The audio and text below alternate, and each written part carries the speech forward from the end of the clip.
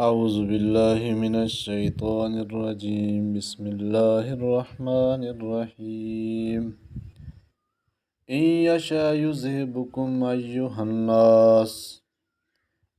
الناس ویأت بآخرین وکان اللہ علی ذلک قدیرا من کان یرید ثواب الدنیا فعند اللہ ثواب الدنیا والآخرہ وکان اللہ سمیعا بصیرا۔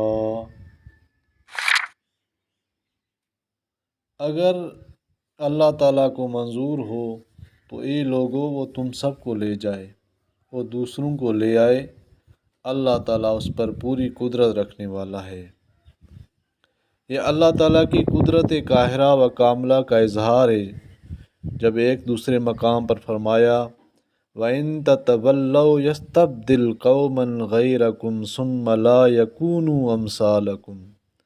اگر تم پھرو گے تو وہ تمہاری جگہ اوروں کو لے آئے گا اور وہ تمہاری طرح کے نہیں ہوں گے۔ اللہ تعالیٰ اس پر پوری قدرت رکھتا ہے کہ آپ لوگوں کو اس دنیا سے لے جائے اور دوسرے لوگوں کو لے آئے۔ آگے فرمایا من کان یرید ثواب الدنیا، جو شخص دنیا کا ثواب چاہتا ہو، فعند اللہ ثواب الدنیا، تو یاد رکھو اللہ تعالیٰ کے پاس تو دنیا آخرت دونوں کا ثواب موجود ہے۔ جیسے کوئی شخص جہاد صرف مال غنیمت کے حصول کے لیے کرے تو کتنی نادانی کی بات ہے۔ جب اللہ تعالیٰ دنیا آخرت دونوں کا ثواب عطا فرمانے پر قادر ہے تو پھر اسی سے ایک ہی چیز کیوں نہ طلب کی جائے، انسان دونوں ہی کا طالب کیوں نہ بنے۔ تو اللہ تعالیٰ نے فرمایا